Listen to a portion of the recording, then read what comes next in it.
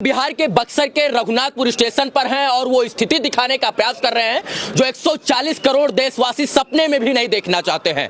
हम इस देश में सपना देखते हैं बुलेट ट्रेन का, लेकिन एक्सप्रेस ट्रेनों की स्थिति एक बार देख लीजिए। ये बक्सर का रघुनाथपुर है और नॉर्थ ईस्ट एक्सप्रेस जो है जिस प्रकार से पटरी से उतरी है और पलटी मार गई, उसको देखकर आप ये अनुमान लगा सकते हैं कि स्थिति रात में क्या भयावह उत्पन्न हुई होगी। 9:35 पर ये ट्रेन हादसे का शिकार हो जाती है और इसमें से देख सकते हैं कि कितने जो बोगी हैं, जितने इसके डिब्बे हैं, सारे के सारे डिरेल हो चुके हैं। 1 2 3 4 5 6 7 8 9 10 11 12 13 14 15 डिब्बे पीछे के जो एसी कोचेस थे वो पूरी तरीके से यहाँ से उतर कर खेत में जाकर गिर गए हैं और इसमें रहने वाले, इसमें यात्रा करने वाले तमाम जो महिला पुरुष युवा नौजवान और बच्चे थे, उनकी जब करा बक्सर के लोगों ने सुनी होगी तो शायद से उनके शरीर के ऊपर क्या गुजरी होगी उसका अनुमान शायद से आप लगा सकते हैं।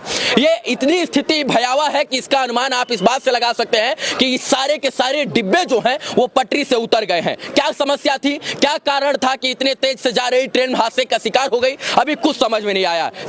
4 महीने के अंदर ये दूसरा सबसे बड़ा रेल हादसा है। इससे पहले बालासोर रेल हादसे ने पूरे देशवासियों की रूह को हिला कर रख दिया था और सबकी नींद उड़ा कर रख दिया था। आज बिहार के बक्सर के रघुनाथपुर में यह हादसा जो है ये सोचने का विषय है, गंभीर विषय है कि आखिर ऐसे हादसे क्यों हो जा रहे हैं। हम टेक्नोलॉजी की बात करते हैं, हम 21वीं सदी के आधुनिक भारत की बात करते हैं, हम जो है विश्व गुरु बनने का सपना देखते हैं, हम बुलेट ट्रेन चलने का सपना देखते हैं, हम हाई स्पीड रेल का सपना देखते हैं और इसके बाद एक्सप्रेस ट्रेनें इस तरीके से और पैसेंजर ट्रेनें इस प्रकार से जो है पटरी से उतर जाती हैं। ये कहीं ना कहीं गंभीर विषय है और इंडियन रेलवे को सोचना पड़ेगा। आज सवाल कई हैं, उन सवालों को सोचना है और बताना, उनका जवाब देना है कि ऐसे हादसे क्यों हो जाते हैं। बालासोर ट्रेन हादसा अभी ढंग से उभरा ही नहीं था, 300-400 लोगों की इसमें मृत्यु हो गई थी कि इस रेल हादसे ने पूरे देश की जो है रोटे खड़े करके और पूरे देश को झकझोर कर रख दिया है।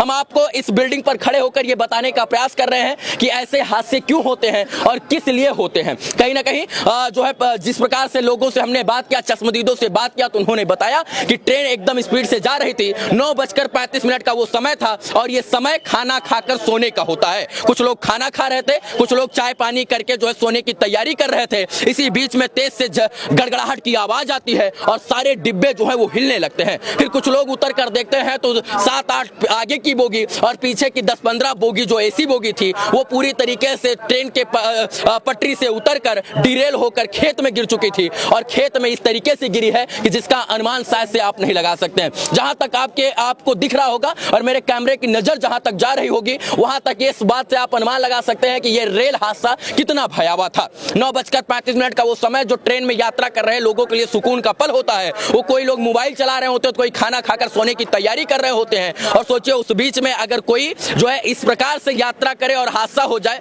तो उसके लिए क्यों जो है ये सवाल हो जाता है। क्यों हुआ, कैसे हुआ, इन तमाम सवालों का जवाब मिलना अभी बाकी है। लेकिन इस वक्त रघुनाथपुर स्टेशन पर जो है बचाव दल काम कर रहा है। जब बक्सर के लोगों को और रघुनाथपुर के लोगों को इस हादसे के बारे में पता चला तो अपने घर से चाय पकौड़ा ब्रेड, इसके बाद तकिया तौलिया लेकर बचाने का कार्य प्रशासन से पहले से शुरू कर दिए। यहाँ पर देखिए अभी एक जो है एक हाइड्रा आया है और ये डिरेल बोगियों को जो है साइड में करने का प्रयास कर रहा है। पूरी तरीके से ट्रेन जो है इस रूट पर चलने वाली सभी ट्रेनों को स्थगित किया गया है। आवागमन पूरी तरीके से ठप है और एक भारतीय इंसान एसी बोगी में इसलिए सफर करता है क्योंकि उसको लगता है कि हम सुरक्षित रेल यात्रा कर रहे हैं, एसी में रहेंगे तो हम बेहद सुरक्षित रहेंगे और हद से ज्यादा सुरक्षित रहेंगे। लेकिन एसी बोगी का क्या हाल हुआ है ये आप देख सकते हैं।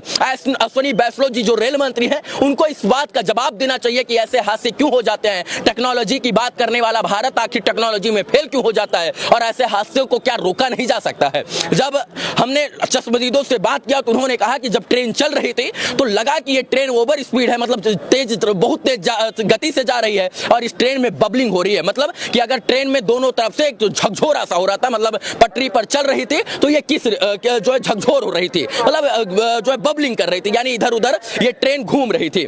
तो इस बीच में ये हादसा हुआ और इसके बाद लोगों की माने तो उस वक्त का जो मंजर था वो भयावह था। 9:35 का वो समय 10 बजे तक लोगों को पूरी तरीके से, पूरे बिहार के लोगों को यह जानकारी मिल गई और तमाम लोग संवेदना व्यक्त करने लगे। लेकिन जो बक्सर के सच में इंसान थे वो यहाँ पर आकर मदद किए। इधर से उधर आप जाकर देख सकते हैं कि कितना बड़ा हादसा है, लेकिन इधर से इधर आप जाकर हादसे को नहीं देख सकते हैं क्योंकि प्रशासन ने पूरी तरीके से बैरिकेटिंग करके जो है पत्रकारों के जाने पर मनाही कर दी है क्योंकि आप उधर नहीं जा सकते हैं। बाकी ये बोगियां आपको बता रही होंगी कि ये आधुनिक भारत नहीं बल्कि एक पिछड़े भारत की मिसाल है और इसको जरूर सुधारना होगा, क्योंकि बालासोर से और बक्सर से हम सबक नहीं लेंगे तो आने वाले समय में जो है ह्यूमन एरर जिसको हम बोलते हैं कि जो है मानव गलती की वजह से ऐसे बहुत हादसे हो सकते हैं। दूसरी बात यह है कि अश्विनी वैष्णव जी क्या इस मामले को लेकर जो है इस्तीफा देंगे, अगर इस्तीफा देंगे तो कब देंगे, और अगर ये इस्तीफा नहीं देते हैं, इससे इस्तीफा नहीं देते तो ये सवाल है कि भैया ये लोग सत्ता के भूखे हैं ना कि जो है लोगों के मरने और जीने से इनको फर्क पड़ता है। बाकी ये स्थिति है, इस स्टेशन को जो रघुनाथपुर स्टेशन था इसको मॉडल बनाने की कोशिश की जा रही थी और बताया जा रहा था कि इसको मॉडल स्टेशन के तौर पर विकास किया जाएगा, लेकिन भारत के मॉडल ट्रेनों की स्थिति ये है कि आप जो है इस बात से अनुमान लगा सकते हैं कि उनके 120 किलोमीटर प्रति घंटा से चलने वाली जो रफ्तार की ट्रेनें होती हैं वो 120-110 के स्पीड से जब चलती हैं तो डीरेल हो जाती है और प्लेटफॉर्म को फाड़ती हुई सीधा जो है मौत के गाल में समा जाती हैं। ये आपको भयावह मंजर थोड़ा दुखित कर रहा होगा, परेशान कर रहा होगा, लेकिन जो हुआ है वो सच में बहुत गलत हुआ है और जिस प्रकार से ये हुआ है इसकी अपेक्षा शायद से हम ना कर रहे थे, ना 140 करोड़ देशवासी कर रहे थे, ना कोई भारतीय कर रहा था। सपने में भी नहीं सोचा था कि इस तरीके का हादसा हो जाएगा। बालासोर के बाद ये सबसे बड़ा रेल हादसा इस साल का और इससे हमको सबक लेना है, सबक नहीं सबब भी लेना है और इसको सुधार रहे। हम टेक्नोलॉजी की बात करते हैं, कहां गई टेक्नोलॉजी? अगर टेक्नोलॉजी थी तो ऐसे रेल हादसे को रोका क्यों नहीं गया? अगर इसमें मानव जो है ह्यूमन एरर था, मानव की गलती थी तो क्यों थी, किस प्रकार से थी और ये हादसा क्यों